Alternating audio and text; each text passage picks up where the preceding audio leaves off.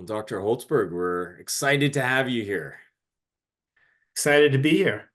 as we let our attendees in. We have quite a large number of attendees that had registered, so we'll give everyone a few minutes before we get going. For anyone joining us, thanks for taking the time on your evening to join us on this talk with Dr. Holzberg about overactive bladder.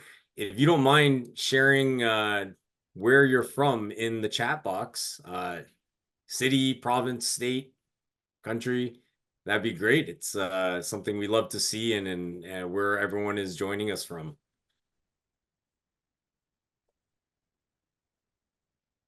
If the chat's working. Oh, it is working. There we go. All right, a lot of candidates. Montana, Puerto Rico. Oh, I got North Okay. Carolina there, Minnesota. Well, they're really Going everyone's typing at quick. the same time. UAE. Sudbury, Ontario is a nice place, northern Ontario, but I like it there in the summer, but the winter is a little cold. Got people from all over the place Yeah. on stock. And Dr. Holzberg, I was saying you bring out everybody. I see some East Coast, Northeast, Southeast, some Floridas.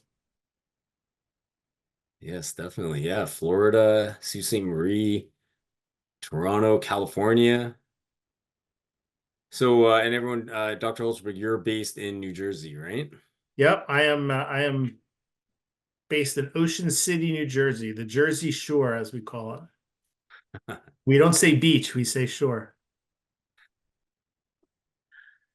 That was dude, after that show came out a long time ago, Jersey Shore did you guys get a lot more tourists as a result of that? Well, I'm at the southern, almost the southernmost part of New Jersey. That show was in the northern part of New Jersey, more towards the New York part of the Jersey Shore. So it's a different area. But yes, I'm sure they got that area probably got some increased tourism. Nice. Um, hey, you know what? In the interest of time, I think we're good to get started here. So, people will continue to trickle in. We have about 240 people already in the room, and from experience over the next few minutes, we'll have more coming in. Okay, so just for those here right now, just a couple of points on the agenda. We're going to do this talk with Dr. Holzberg, just to let everyone know the actual the videos and everyone's mics are off. You can ask questions in the Q&A or in the chat box. We'd like to encourage everyone as we'd like to keep this presentation interactive. Relevant questions we can ask Dr. Holzberg during his presentation as well. We will try to save about 10 to 15 minutes at the end for official or formal Q&A. After that, we will be looking at doing the raffle. As everyone has seen, we do this raffle at the end for those attending. And followed by that, if you're interested, you can learn a bit more about our products from Zio Plus, which are the Utiva and Ferrosome products. Take a couple minutes at the end. If you're interested, you're welcome to hang out and hear a bit about what we have to offer. But without further ado, let me introduce Dr. Holzberg. Dr. Holzberg has over 25 years of experience in healthcare practice and over 15 years as a physician leader. He has published several scientific articles and has lectured both nationally and internationally in the field of urogynecology. He currently practices as a urogynecologist at Inspira Medical Center in Vineland, New Jersey.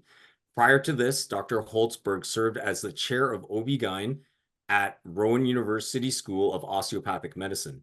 He has recently been honored as a top doctor by Philadelphia Magazine, Jersey's Choice Awards, South Jersey Magazine, and Suburban Family Magazine.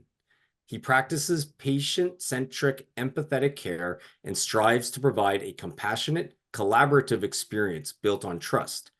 Dr. Holzberg's goal is to help his patients make the best possible decisions about their own care. When he is not working, he enjoys golfing, traveling, and spending time at the beach with his wife, blended family of 5 sons, it's busy, and their dog Apollo. Dr. Dr. Holzberg, I'll hand this over to you. All right. Well, I appreciate it, Derek. I'm excited to be here tonight. Just so you all know, I've been on your side of the computer for many of these presentations, and I've learned a lot from the many speakers that have come before me. So I hope that I could do the same for you guys. Like Derek said, we can keep this interactive. Feel free to ask your questions in the chat, and Derek will kind of chime in and interrupt me what we're talking about. So I'm excited to get started. So we're gonna talk about overactive bladder, something that I just finished my hours today. Had a long day in the office today, yesterday, and I see these patients on a very, very regular basis as a urogynecologist. So I'm excited to impart some of the information that I know and can help you guys to know when you're seeing these patients in your offices. So like Derek said, I'm currently at Inspira Health. It's a multi-hospital kind of community, somewhat academic, center with residencies and training programs down here in South Jersey. Spent the majority of my career at a major academic center, about 25 years of my career at Cooper University Healthcare. It's in Camden, New Jersey. I was the division head for Urogyne there and a program director for a fellowship. So really spent the majority of my career in academic medicine, and then it continued that, like Derek said, as a chair. I'm now kind of in a community center doing kind of just a frontline urogynecologist because I spend a good portion of my time as a physician coach, and I do a lot of work with health systems throughout the country, Canada, and on patient experience and leadership development, provider engagement. So it's an exciting part of my work that I've added to my career in the latter part of my career, but still practicing clinically as well. So I try to juggle it all amongst, like Derek said, my wife and our 5 boys, ranging from on Saturday, my youngest will be 19, and our oldest is 32. And then each one of us has dogs in some way or another. So you'll see in that picture, I think there's 3 dogs in there. Apollo is my dog, smartest one of the 3, that's for sure. So we live full time here at the Jersey Shore, so that's exciting and fun. I'm steps from the Atlantic Ocean, so we get to enjoy the summers. The winters are real quiet here, and now everybody's going to invade our town come in the next month or 2, which is exciting as well. So some of our objectives for today, we're going to talk about the different types of incontinence, because you can't really talk about overactive bladder unless you understand the other types of incontinence, because you often see these patients that may have a mixed picture or one or the other, or describe it one way and presents another way. But so you have to understand them all to some degree. We'll talk about the risks and some screening questions that can result in overactive bladder and urinary incontinence. We'll talk about how to evaluate and diagnosis, and then talk about some of the treatment. So I figured we'd start with this case scenario. It's a 73-year-old retired school teacher who has had 2 children born by forceps assisted vaginal delivery. Not done much anymore, but at 73, when she had her children, people were probably still doing forceps. Complained of episodes of daytime frequency, at least 10 or more, with small frequent voids, constant desire to void, gets up 3 times at night, resulting in poor sleep. More recently, things have gotten even worse, and she now has sudden urges to void, resulting in difficulty making it to the bathroom. She has occasional incontinence with exercise. She changes her pads at least 3 times a day, complains of some superficial dyspareunia, painful sex. She's tried many medications and just has difficulty with some of the side effects. I guess we'll open up the chat to see, does anybody have an idea of what the diagnosis is, at least the main diagnosis in this patient? Anybody chat in there, Derek? No, OAB. Someone just mentioned OAB. OAB. So OAB. OAB it is, right? So that is primarily what she's complaining about. She did talk about some semblance of leakage with exercise, but we'll talk about what that is and what you do necessarily if you have both of those. But what is overactive bladder? So it's urgency, right, to urinate, defined as a sudden, compelling desire to void, which is difficult to defer. So difficult to put aside and continue to do what you're doing without really having to go to the bathroom. I tell my patients, when they're not sure exactly what urgency is, I say, so, if you were online at the bathroom, would you ask somebody to cut the line, right? Or if you were in the car, would you start honking the horn to get people out of the way? Overactive bladder is urinary urgency, usually accompanied by frequency and nocturia, nocturia being nighttime voiding, with or without urgency urinary incontinence. And it's usually in the absence of any pathology like urinary tract infection or any other obvious pathology. Symptoms occur due to the failure of the bladder to store urine normally. And like we said, urgency, urgent continence, frequency, and nocturia. That's basically what overactive bladder is. So when you think about the differential with these patients, we're not going to talk very much about men. I am a urogynecologist, so I do not take care of men. I always say to people who ask me, about men, I say there's only one man I take care of, and that's myself. We take care of just women. But if thinking about the differential diagnosis, in men, you want to think about BPH and outlet obstruction, which is more common in men, and stricture. In women, first thing you want to think about is, do they have a bladder infection, right? Do they have prolapse? Do they have some sort of urethral obstruction, usually from prolapse most commonly? Do they have vaginal atrophy, right? Do they have bladder pain syndrome, what we often call interstitial cystitis? Do they have MS? Have they had a recent stroke? Have they had surgery? And do they also have stress incontinence, or is that really what they're describing and it's not overactive bladder? The more common things that can happen to men or women, right? Are they diabetics? Are they poorly controlled diabetics? Do they have incontinence, soon after surgery for some reason? Is it a medication or a diuretic they're taking?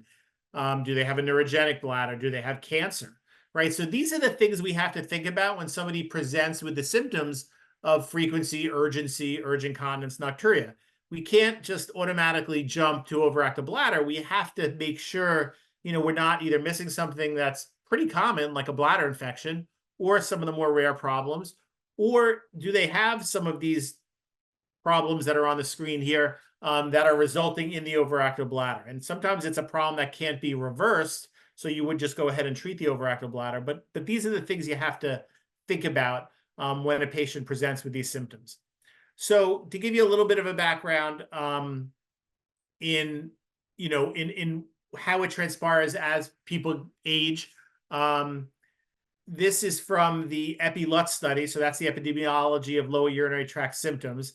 That was a study done sometime back around 2011 that looked at lower urinary tract symptoms in both men and women.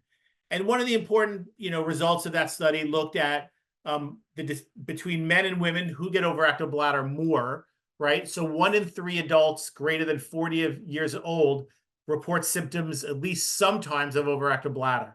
But if you look in the more aqua colored bar versus the more darker blue colored bar, it is definitely more common in women at any age group, from the 40s, 50s, 60s, 70s. Any age group, it's going to happen more often in women than in men. And it's going to happen more as they get older. When they get towards the 70s, late 70s, 80s, it may start to even out a bit, where men and women, that's when prostate problems start to occur for men. Hopefully not. So it'll start to even out as they get older, but really through most of the life, overactive bladder is definitely going to be more common for women than in men. And like we said, increase as you get older. So that's overactive bladder. Now, overactive bladder does include or can include urinary incontinence. And the definition of urinary incontinence in general by the International Continence Society is the complaint of any involuntary leakage of urine. So anytime somebody leaks urine that doesn't want to, which is most of the time if they have leakage, that is defined as urinary incontinence.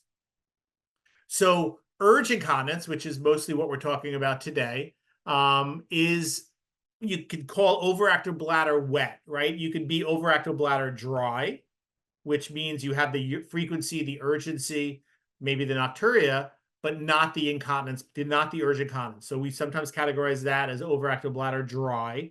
And then if they have the leakage where they can't make it to the bathroom in time, we call that overactive bladder wet. So it's an involuntary loss of urine associated with a sudden, strong desire to void. I'll have patients all the time say, I get this urge to go. I'm doing the dishes. I'm about to go into the house. I'm driving in my car. I'm teaching a class. They're teachers, and they get this urge to go, And we all get the urge to go, but we're usually able to control that urge for some delayed period of time. But these patients usually cannot do that. They often see it with, we talked about the frequency and the urgency.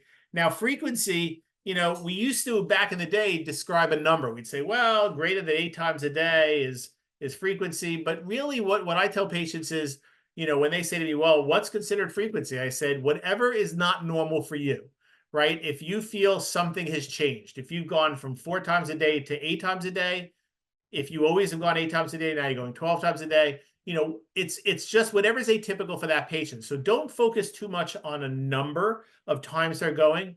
Focus on the change, the difference of what they were normally doing for most of their life, or when they felt everything was normal, and then what has changed. And it usually results in small voids because they're not allowing their bladder to fill because they're going so often. And some associated terms, right? We talk about detrusor overactivity, neurogenic detrusor overactivity, overactive bladder. In the old days, we called it detrusor instability. They got rid of that DI and they call it DO now. So these are some of the terms that are usually associated with the urge incontinence part of the diagnosis. Now, we can't talk about urinary incontinence without talking about stress incontinence. Stress incontinence is also something that I see on a very regular basis, and that's an involuntary loss of urine during activities that cause an increase in intra-abdominal pressure. So that could be sneezing, coughing, laughing, exercise. Sometimes it's just getting in and out of a car, bending over.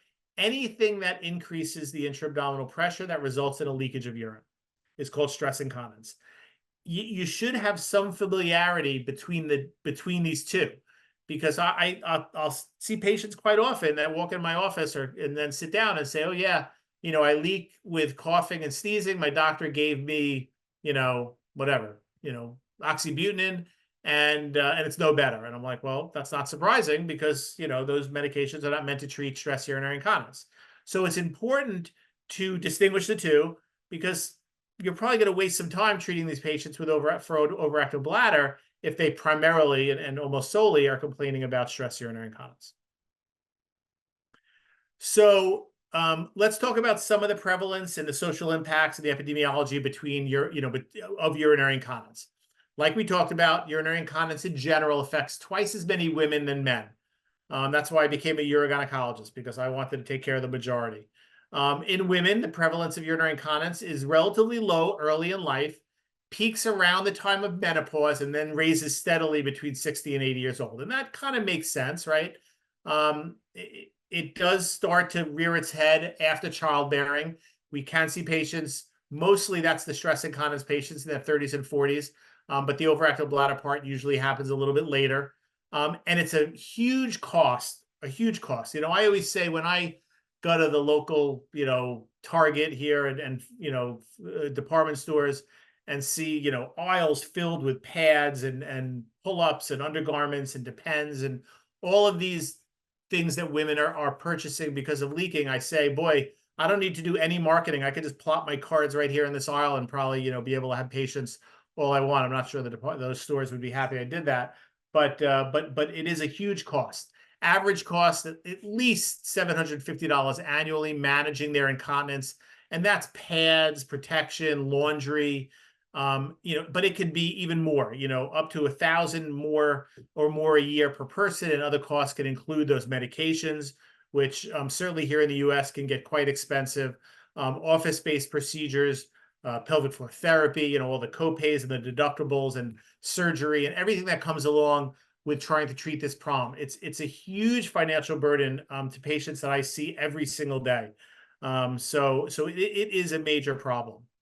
So this data came from, so in the US, we have the National Health and Nutrition Examination Study. It's a continual study that asks many, many questions about different health problems and nutrition, and part of it talks about urinary incontinence. So it's continually asked. They cycle it about every 2 years, and the authors of this presentation and study took this data back in 2015 through 2018, and this is the last time I think anybody's really gone in specifically to look at the incontinence part and to look at what the frequency of urinary incontinence is. And what they found from this study was that about a little over 60% of patients have some form of incontinence. That equivalent equals in the US to about 76 million adult US women. And about, almost 40% complain of no urinary incontinence. Of the ones that do complain of incontinence, stress incontinence is the most common, about 37-38%. Urge incontinence, mixed incontinence is next. Urge incontinence, about 22%. Then higher than that is if they have both. So it's very common for patients to present with a mixed picture. And mixed incontinence is having complaints of both stress and urge. That's mixed incontinence. And then there's an unspecified urinary incontinence, which they didn't really say exactly, or you couldn't really tell whether it was stress or urge or both. So huge problem in the US, and I know in Canada as well. This is the data that I was able to get from the US population survey. So it is definitely something that, and it's getting more and more frequent as baby boomers are getting older. And just to give you some perspective of, well, okay, so they have this incontinence. Is it bad enough that it, what's the bother factor, right? The reported level of bother. So this, from the same study, was able to look at these patients, and they were asked, does it bother you greatly or not at all, right? And if you take everything beyond not at all, so about 33-34% said not at all. I have urinary incontinence, but it's probably so minor it doesn't bother them at all. But the remainder of that, so the remaining 60-70% have some level of bother, anywhere from a little to greatly. And if you look at somewhat, very much, and greatly, that's what, 17, 27, 30-40% of patients, it bothers them, a decent amount. So when patients come in with incontinence, you can probably be pretty assured that, and you ask them the questions, that it is definitely something that's bothering them. It is a significant quality of life problem. Frequency of the symptoms, so how often is it happening, right? You can see here, 21% every day, a few times a week, right? So almost 40% of patients are saying this is happening anywhere from a few times a week to every day. So if you are having, urinary incontinence problems, every week, that's a significant impact on somebody's quality of life. And then the severity scores. So they were asked, questions about how severe it is, and this looked at how they interpreted it. So about 50% of patients felt it to be anywhere from moderately to very severe. So this is a huge impact on women on a day-to-day basis. So definitely deserves our attention, definitely deserves us to at least ask the question when we're seeing patients. So I think it's important that we pay attention to it, that we screen patients for it, that we ask them about it, and then decide whether, where we go from there. So let's talk about some of the risk factors, because when you see a patient for urinary incontinence, or if you're just seeing a patient as a primary care physician, some of this information you may have, and you have to think about, okay, have they had children in the first place? Were they vaginal deliveries? Were they delivered? Was it an operative delivery, whether it's vacuum or forceps? Are they obese, right? Do they have a family history? Do they have medical problems like connective tissue disorders, asthma, COPD? Are they smokers? Are they older? This is what's going to give you an idea of whether you should dive into the question, right? I mean, if you're seeing a 17-year-old that's never had children, you're not going to ask them about urinary incontinence. But if you're seeing a 70-year-old, that's had 4 vaginal deliveries, that's obese, you should be prompting the question. So that's why it's important to understand the risk factors associated with this problem. Unfortunately, a very underdiagnosed condition, right? Why? Well, the obvious one, and even though, patients are coming to me as a specialist, right? As a urogynecologist, hopefully a safe, environment where they feel that they can be open and talk about their problem, because that's why they're coming to me. But they're still embarrassed to talk about it, even to somebody like me, when they're specifically coming for that problem. So if you're primary care physicians out there, imagine how embarrassing it must be for them to talk about this with you. And sometimes I have to say, physicians may not have the adequate education to dive into this area and be able to talk about it, so they just don't ask about it. And a lot of misconceptions. I mean, I literally saw this today.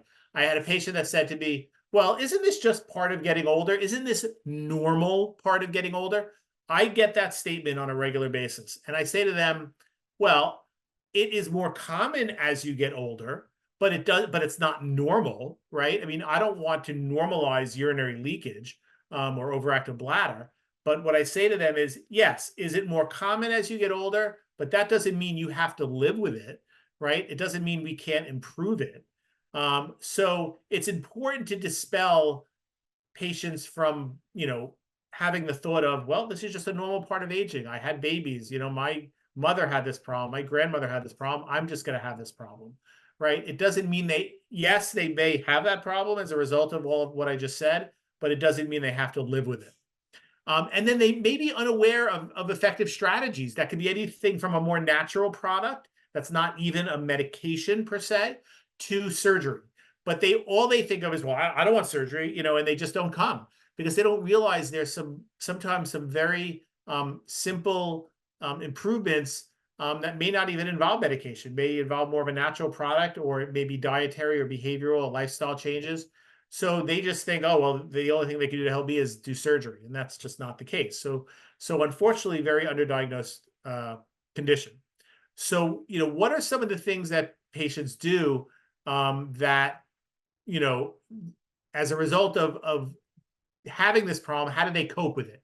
Well, you'll see with urinary incontinence, they'll wear dark clothing, baggy clothing to hide wet spots. They toilet map everywhere they go. There are apps for this, right? There are apps that my patients have that will show them where every toilet is. They restrict their fluids so they don't drink, and that's often not good. They actually have overactive bladder on purpose. So what that means is it's not that they're going to the bathroom a lot because they have this urge to go due to a bladder dysfunction.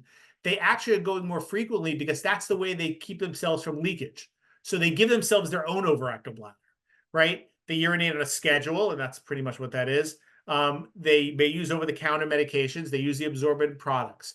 So to cope with symptoms of overactive bladder, many patients have very purposeful, elaborate behaviors aimed at hiding or managing the urinary loss. And, patients and, colleagues and family members say to me, well, why did you go into this specialty? Like, how did you end up being a urogynecologist? And I always say there's nothing better than improving the quality of life of a patient, right? I mean, taking care of sick patients, I give oncologists and cancer doctors and even you primary doctors that are all out there listening, a huge amount of credit, for taking care of very big medical problems and making them better. But there is nothing better than being able to kind of help the quality of life parts for me. And that's a big reason why I went into why I went into this Hey, field. Dr. Holzberg. Yeah. One related question to this section is how do you categorize overactive bladder as being severe? Well, Like what is severe? yeah. So go ahead. Sorry there. No, So I was how just would saying what is severe? Sorry, go so ahead. severe is in the eyes of the beholder, right? I mean, there are patients that, I mean, I'm not going to tell a patient, well, if you're only leaking once a day, that's mild, right? I'll ask them, so how is this affecting your quality of life? Even on the data we showed you earlier that categorized it as severe, wasn't categorized by how often they leaked. It was self decided, right? So I would never focus on, because I said to a patient today, who decided to do nothing about their problem. What's severe, they said to me, well, what would you recommend? And I said, I can't recommend anything, right? Because I'm not living in your shoes. What's severe to you may not be severe to somebody else. So hopefully that answers the question. All right. So let's talk about the transient causes of urinary incontinence. So there's a great mnemonic, right? Very funny, called diapers, right? That can help you to remember things that can cause urinary incontinence that can be potentially reversed, right? That aren't something that's going to just continue, right? Acute confusion or delirium, right? Not chronic dementia, but some sort of acute dementia, which often can be reversed, can lead to urinary incontinence. Infection, very, very common, right? Any patient that comes in with urinary incontinence of almost any kind, but certainly OAB, should get a urinalysis and a culture to make sure there's no infection. Vaginal atrophy, which can be reversed with vaginal estrogen. Pharmaceutical agents, so drugs. Some psychological disorders, depression, behavioral disturbance. I will tell you, and I don't know if there's a lot of science behind this, but I've been doing this for a while. I will tell you, patients with anxiety, many of them have overactive bladder. And if they can get their anxiety under control, I feel like their overactive bladder gets better. I can't necessarily explain why that is. I think going to the bathroom for whatever reason for many patients with anxiety is an outlet for them. And when they can get that under control, their overactive bladder gets better. Patients that have excessive urinary output because of CHF or they're on diuretics or fluid intake, that easily reverse. Restricted mobility of some kind, right? They just literally can't get there. That's why I tell patients, if it's something that's chronic, right, you can certainly recommend a bedside commode.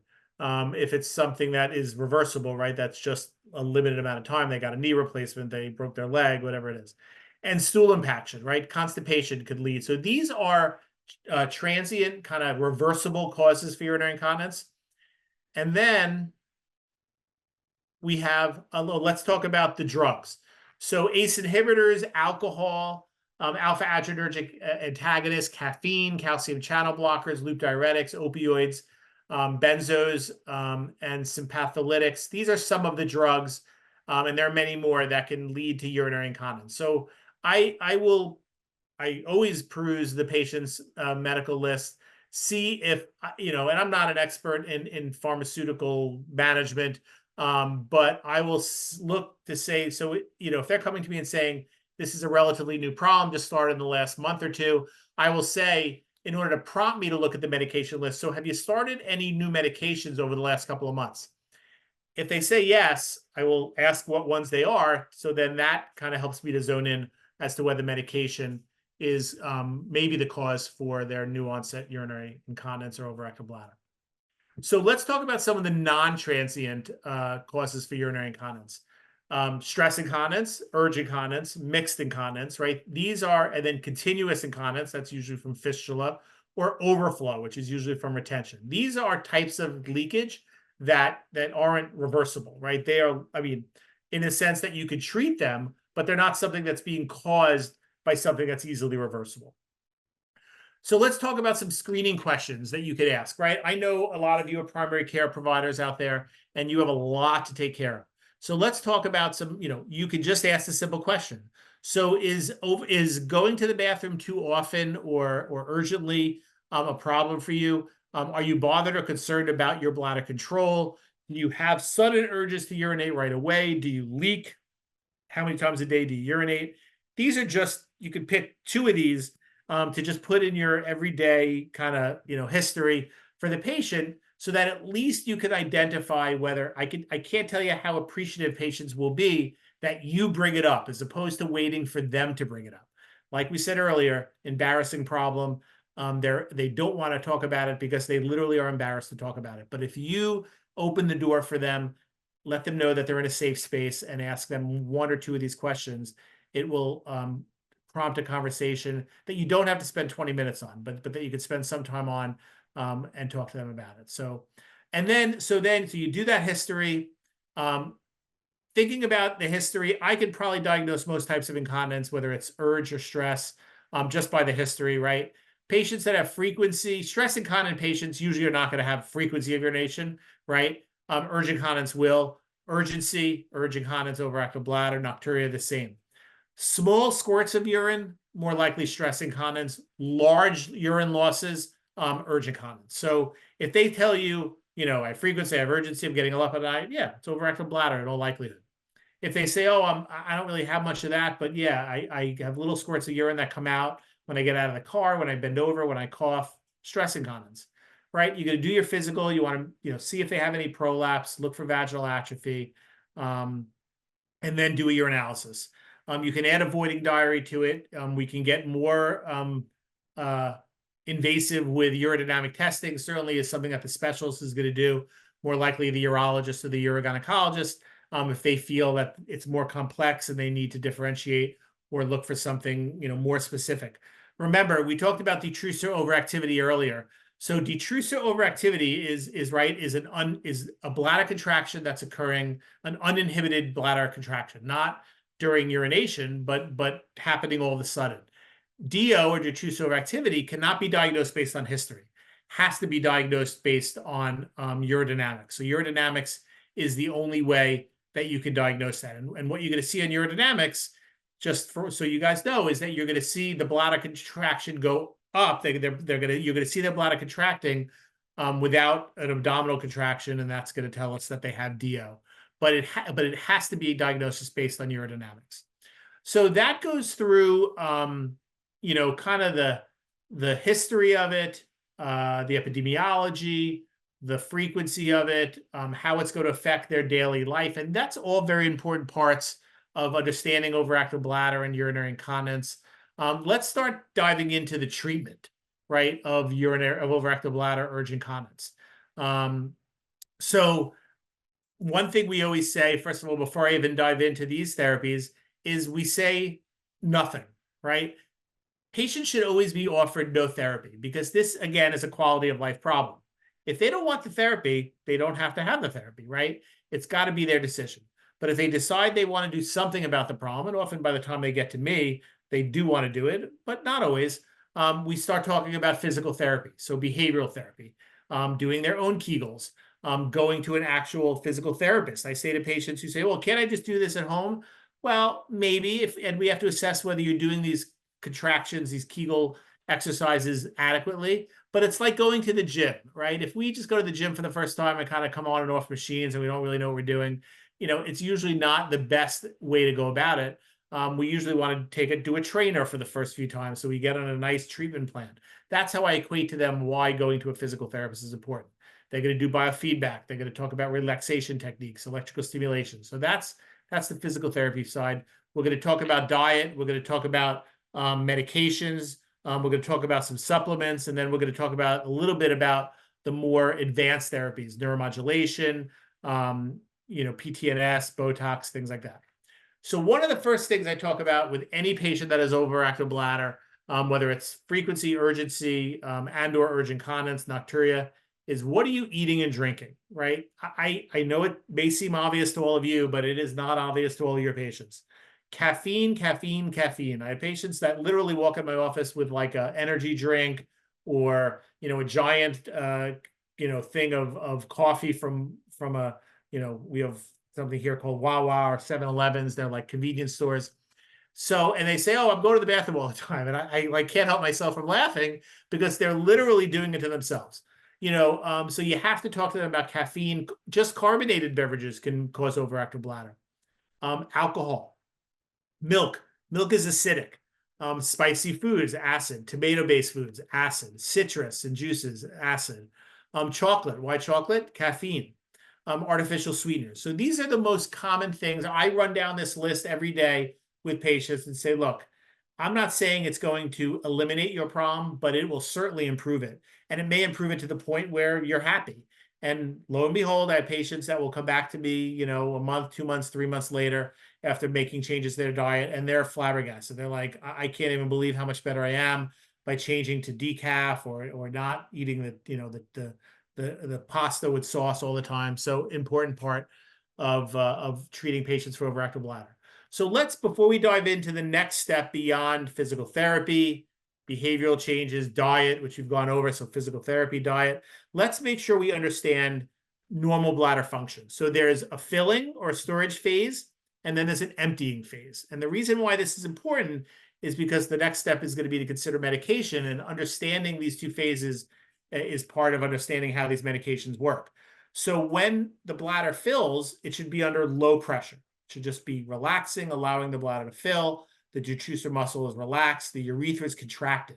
The urethra is contracted so that urine is not just pouring out of us. The emptying phase is when we urinate, right? So now the bladder pressure is going to go up. The detrusor muscle is going to contract, and the urethra is going to relax. This is the basic function of the bladder. Pretty simple. Storage, emptying.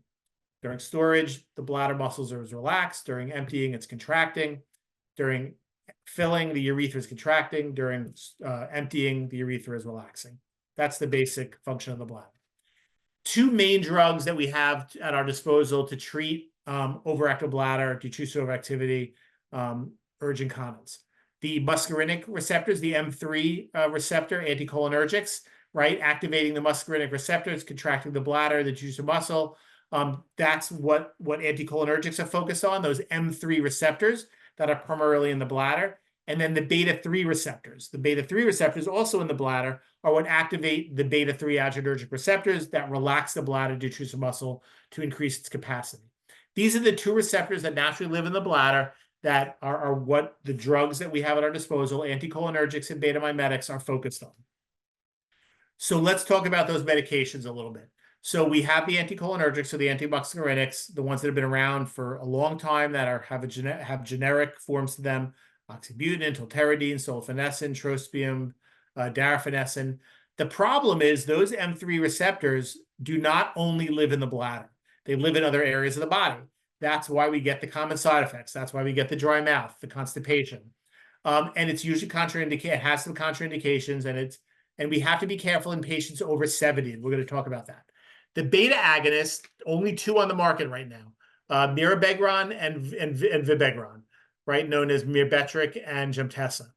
Contraindicated in uncontrolled hypertension, that's only with mirabegron. Gemtesa doesn't have that contraindication.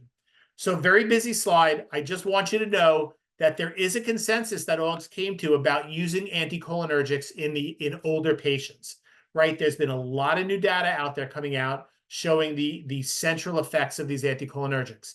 Cognitive impairment, dementia, Alzheimer's, all associated with these anticholinergic medications. So you must use caution in using anticholinergics when they're over 70 years old. That's where you want to try to do the beta-3 agonists. If you have absolutely no choice, I consider using trospium because trospium has a low potential to cross the blood-brain barrier. So that's probably the only antimuscarinic I'll use in the older population, but I will very much try to stick to beta mimetics with the older population. Now, the beauty of what we have is we can, if patients can't tolerate these side effects or don't want to take these risks, right, we have a more natural product. And that's where bladder health comes in. Bladder health is been studied. There are studies looking at the use of it in overactive bladder and lower urinary tract symptoms. Its recommended doses anywhere from 2 capsules a day to 1 capsule a day. And it can be used as first-line treatment even prior to medications or surgery for overactive bladder. It's the active ingredient is what's called Floens. Floens is cranberry. It's part of the cranberry. It's differentiated. The skin, the pulp, the juice, and the seeds are reformulated in a way with a special ratio different from the basic cranberry. So different from what you're going to be using like Utiva for preventing bladder infection. This is going to be more for that overactive bladder and lower urinary tract symptoms. So for patients who can't take medications because they have glaucoma, hypertension, they don't want to, they can't, there's different reasons why, or before you even give those medications, try this product. It does work. It's been proven to work.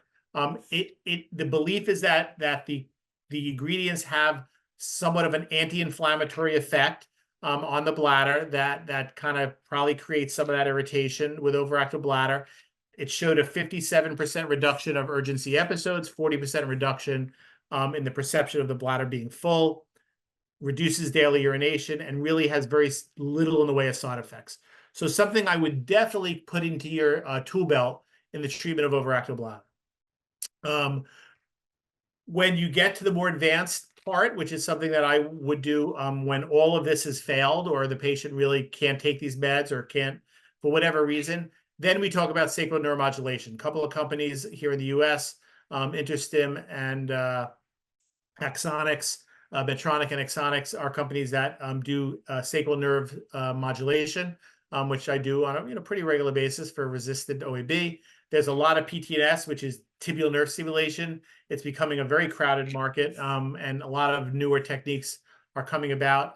Similar concept as the neuromodulation, and then Botox, right? Botox is indicated for overactive bladder. So these are the more advanced therapies. So in general, we're kind of summing up here, right? You have to understand the risk factors. You have to understand the different types of incontinence. Understand there are some very easily reversible problems that that can treat urinary incontinence and overactive bladder. There are non-transient forms, which we talked about. Know the difference, like I said, between urgent stress, and understand that we have natural products like bladder health, we have medications, we have more advanced therapy. If you understand all of this in general, you'll be able to serve your patients much better as you see them each and every day. So that kind of concludes the talk part. We do have some case studies if we have time, but I'd love to, hand it over to Derek and maybe answer any questions we have before we go to those case studies. Hey, thanks a lot, Dr. Holzberg. Yeah, we definitely do have some questions, and just because you ended off on that, the one that just came in was, can you just explain quickly how does tibial nerve stimulation work in OAB? Yeah. So a lot of, tibial nerve stimulation, probably similar to the way sacral nerve modulation works, and we don't exactly know, right? I mean, sacral nerve stimulation came about a little bit by accident. There's a lot of, and this is a whole separate talk, we can talk about it, but it does indirectly affect the third sacral nerve, and even the tibial nerve then does that. And it somehow, and we don't know exactly why it happens, and that's sometimes when things occur. This was actually the sacral nerve stimulation when it first came out, side effect that was occurring because of a pain modulation device that was placed into the sacrum. And they found, wow, the patient said that how much their overactive bladder got better. And then tibial nerve stimulation is really the same effect. It gets to that sacral nerve bundle to somehow reduce their frequency and urgency. Okay, thank you. You probably get this, I'm assuming this question might come up, but do you think masturbation or sex toys increase incontinence? Well, I don't think either one of those increase incontinence. I do get questions about,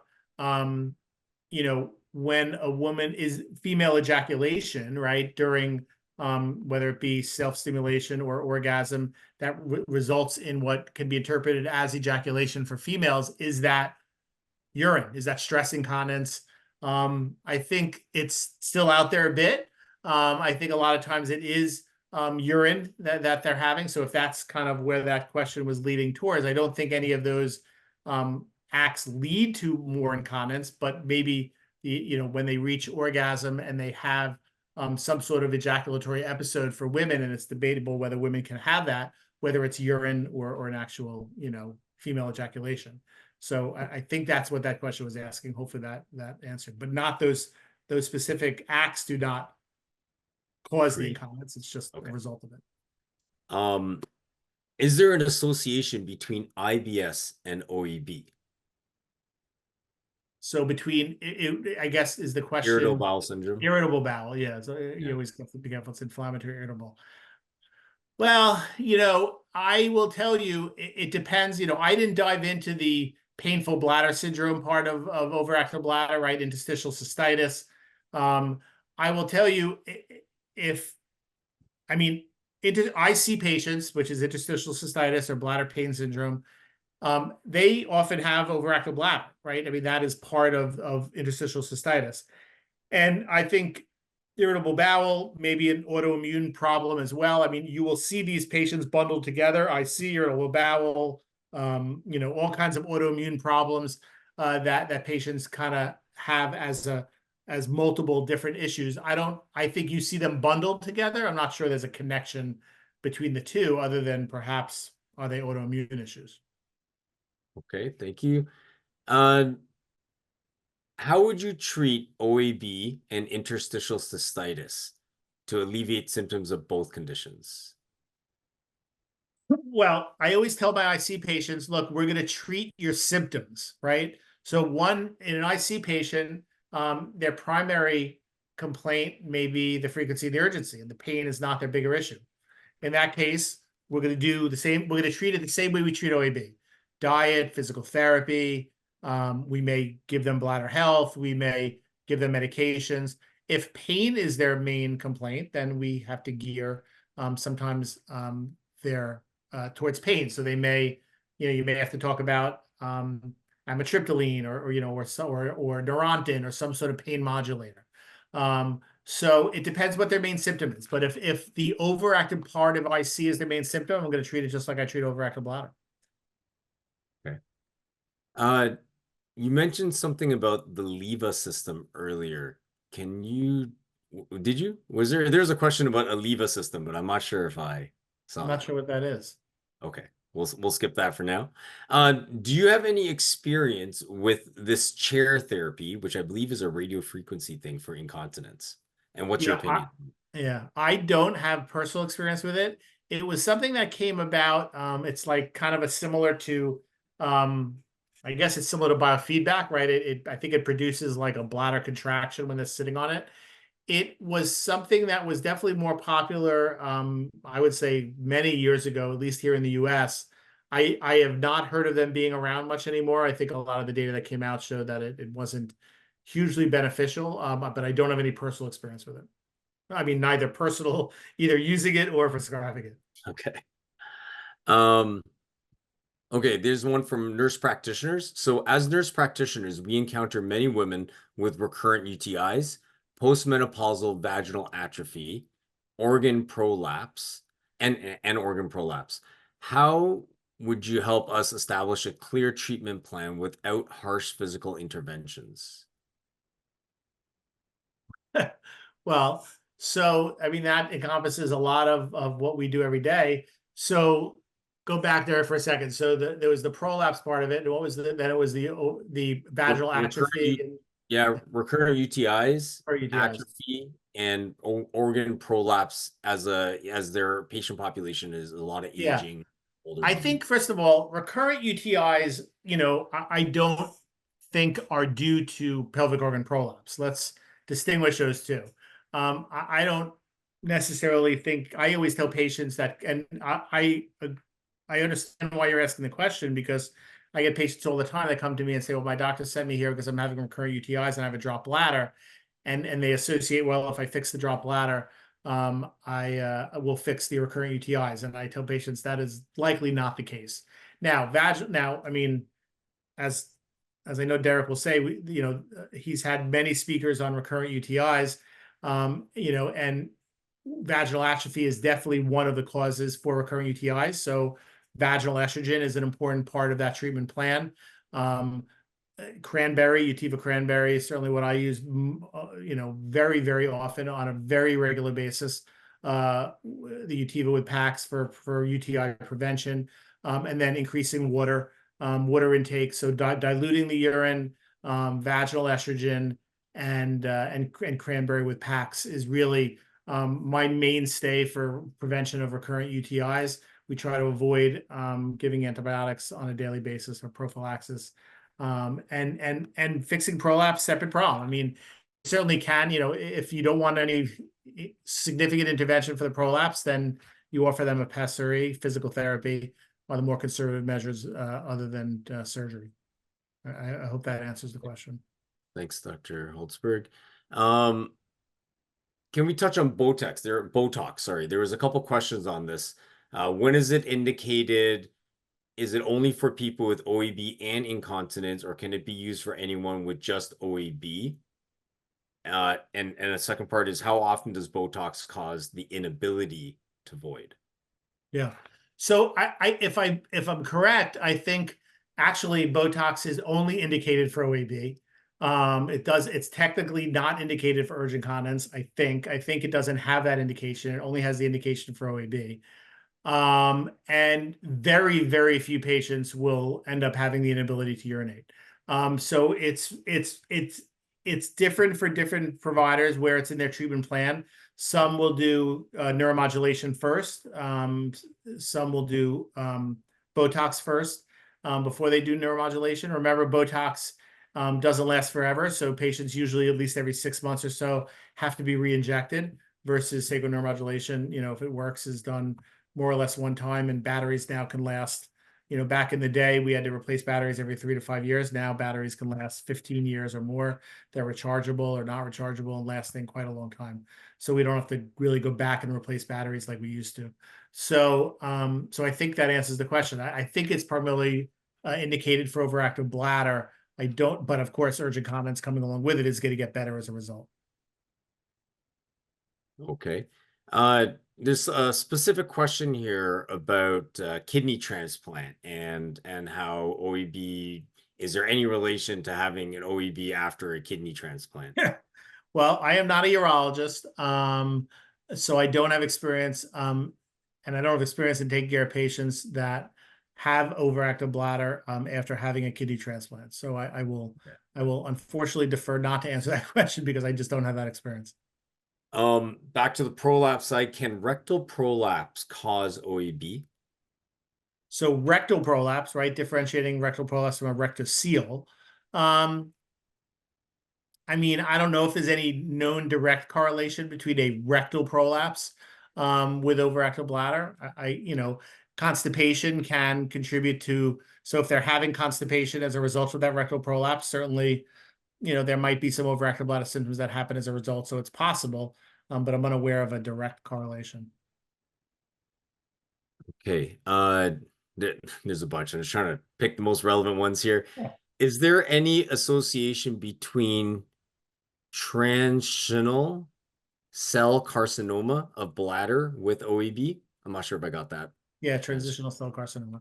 So again, being a urogyne, we don't, we don't take care of cancer.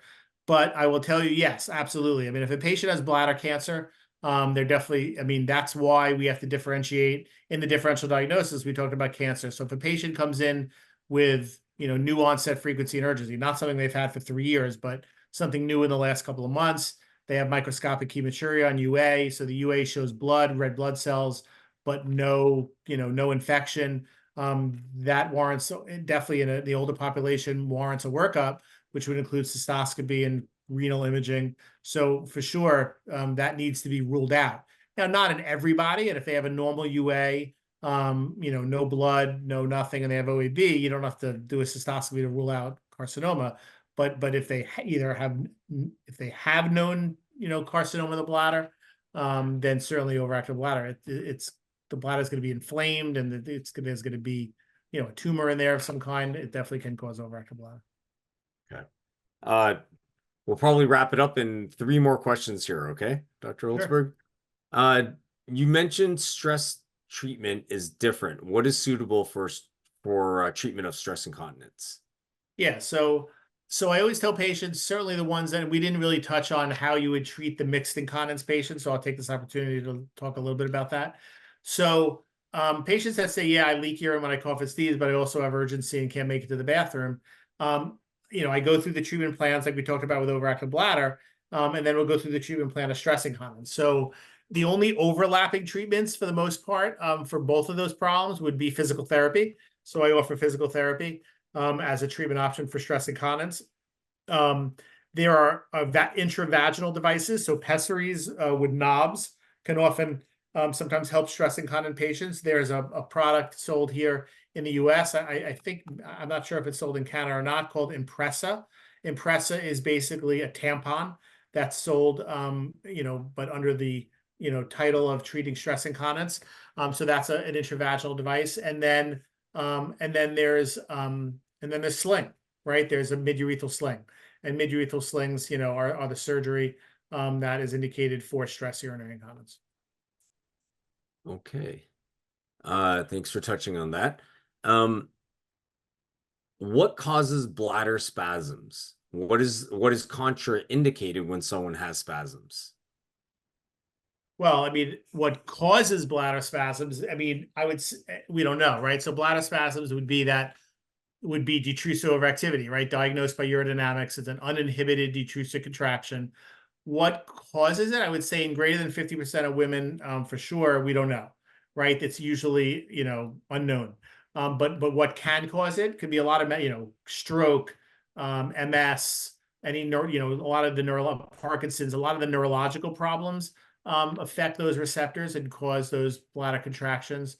So a lot of neurologic diabetes, uncontrolled diabetes, which ends up being a neurological problem. So usually it's the medical conditions that result in neurological problems, like we talked about.